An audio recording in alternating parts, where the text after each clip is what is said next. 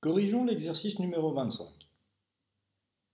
Dans chaque cas, donnez l'expression algébrique de la fonction linéaire f qui modélise la situation en précisant ce que désigne x, la variable, et f de x, l'image de x par la fonction. Situation A. Un piéton marche à la vitesse de 5 km/h. On nous donne un coup de pouce, nommé x la durée en heures du trajet.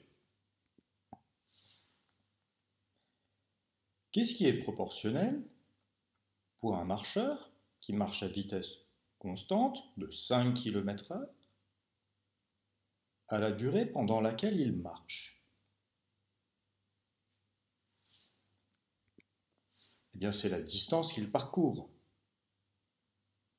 S'il marche pendant 2 fois plus longtemps, il va 2 fois plus loin. S'il marche pendant 3 fois plus longtemps, il va 3 fois plus loin. Représentons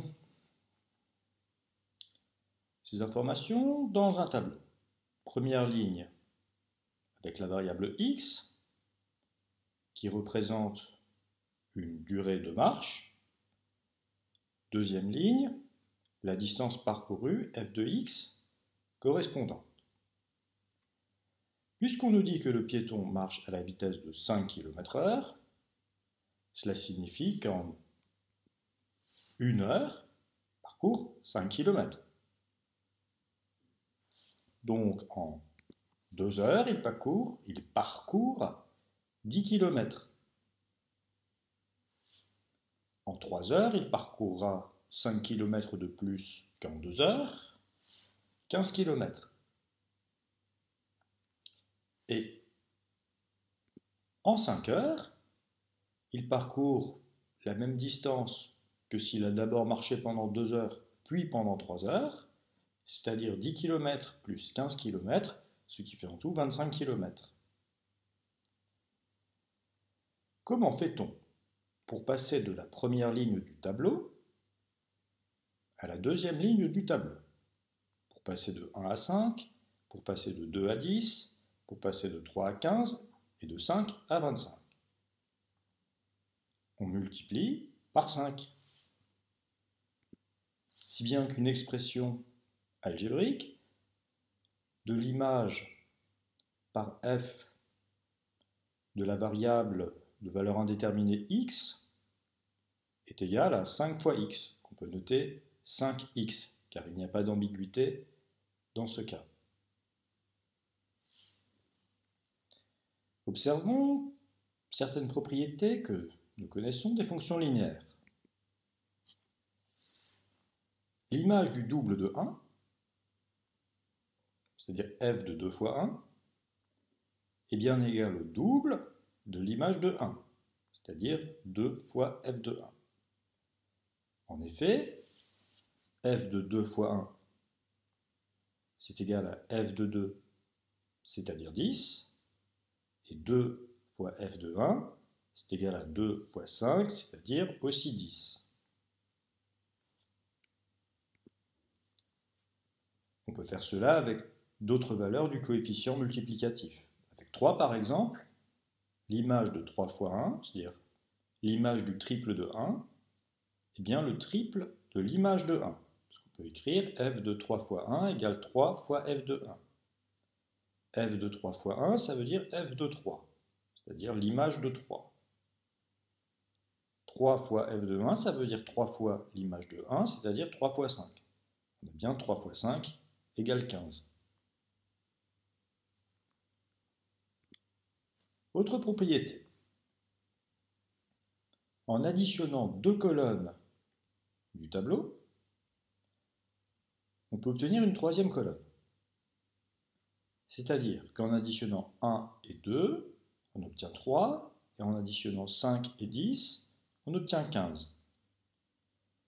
Ce qui, avec les écritures relatives aux fonctions, nous donne que l'image de la somme de 1 et 2, c'est-à-dire f de 1 plus 2, qui vaut 3, pour ça que je l'ai écrit en violet, comme ce 3 ici, c'est égal à la somme de l'image de 1, c'est-à-dire f de 1, et de l'image de 2, c'est-à-dire f de 2.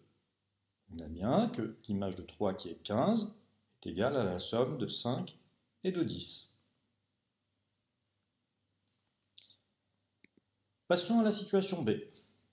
Un épicier vend des cerises à 6,40 € le kilogramme. Quelle est la situation de proportionnalité? Qu'est-ce qui double quand quelque chose d'autre double? Eh bien, quand la quantité de cerises double, le prix à payer double. Quand la quantité de cerises triple, le prix à payer triple. Si on appelle X la quantité de cerises vendues en kilogrammes,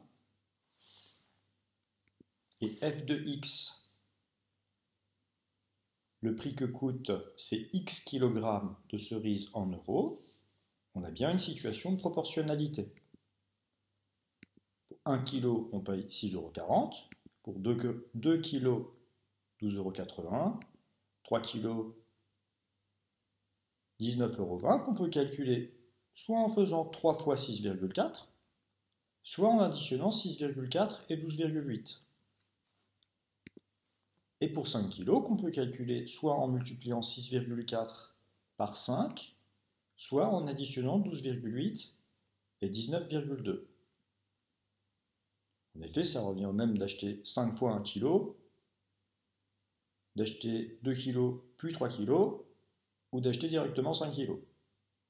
Ça coûte la même chose. Comment passe-t-on de la première ligne à la deuxième? En multipliant par 6,4.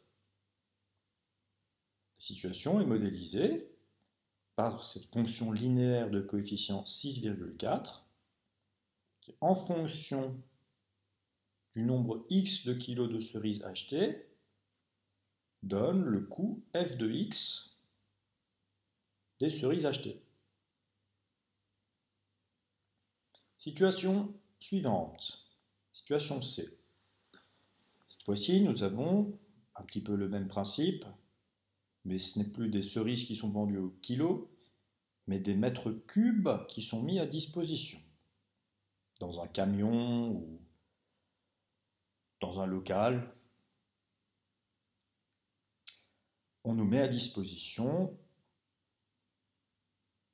un espace pour 30 € du mètre cube. On a donc 1 € coûte 30 mètres cubes, 2 € coûte le double, 60, 2 mètres cubes coûte 60 €, 5 mètres cubes coûte 5 fois 30 €, 150 €. 50 mètres cubes coûte 10 fois plus que 5 €, c'est-à-dire 1500 €. Vous voyez que pour passer de la première ligne à la deuxième, on multiplie toujours par 30. C'est le coefficient de proportionnalité du tableau. Et la fonction linéaire qui correspond est la fonction linéaire de coefficient 30, définie par l'expression f de x, qui correspond à cette ligne, égale 30, le coefficient multiplicatif, fois x, qui est la première ligne. Situation suivante.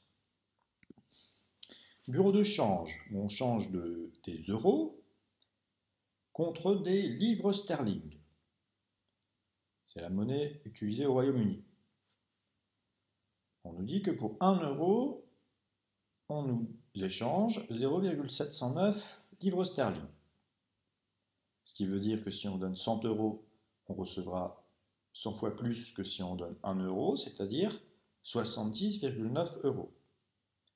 Contre 200 €, on obtient 2 fois plus que si on donne 100 €, c'est-à-dire 141,8 €. Et enfin, si on donne 1000 €, on peut remarquer qu'on reçoit 1000 fois plus que si on donne 1 €, ou 10 fois plus que si on donne 100 €, ou 5 fois plus que si on donne 200 €. Ce qui fait dans tous les cas 709 €.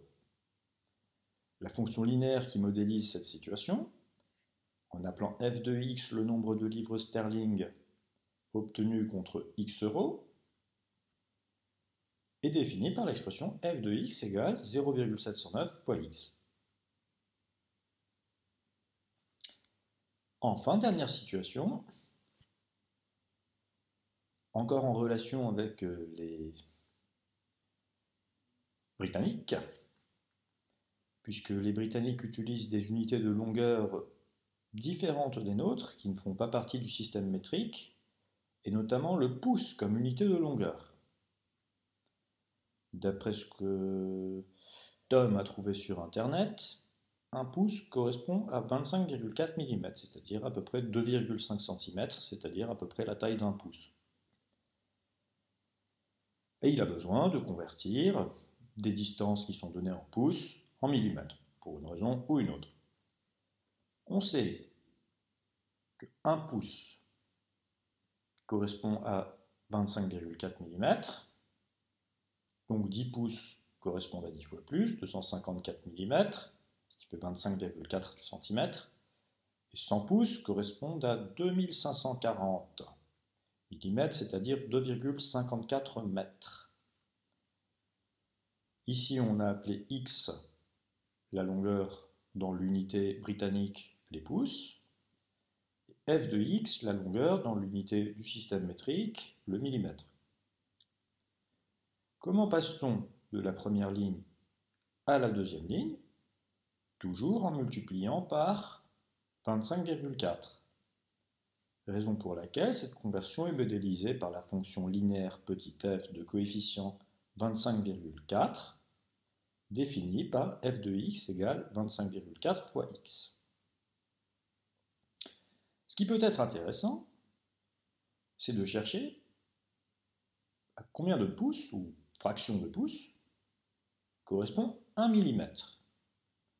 Pour cela, on peut faire un produit en croix, par exemple 1 fois 1 divisé par 25,4, ce qui revient en fait à faire 1 divisé par 25,4, autrement dit à calculer l'inverse de 25,4, et on trouve que la longueur en pouces, qui est la même que la longueur de 1 mm, est d'environ 0,03937 pouces.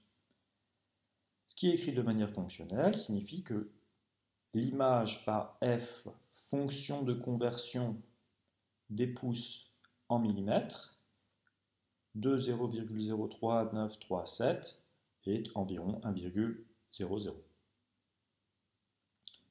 J'espère que vous avez bien compris comment ces diverses situations sont modélisées simplement par une fonction linéaire qui, in fine, ne fait que multiplier la variable x par un certain coefficient adapté à la situation, qu'on peut représenter dans un tableau de proportionnalité des images et antécédents de cette fonction linéaire, que de la même manière qu'on peut additionner les colonnes, on peut écrire sous forme fonctionnelle que f de x plus y est égal à f de x plus f de y, et de la même manière qu'on peut multiplier une colonne par un certain coefficient, par exemple si cette colonne je la multiplie par 100, on peut écrire que f de 100 fois x, l'image de 100x, est égale à 100 fois l'image de x. Voici des propriétés extrêmement importantes des fonctions linéaires. C'en est tout pour la correction de cet exercice et à bientôt.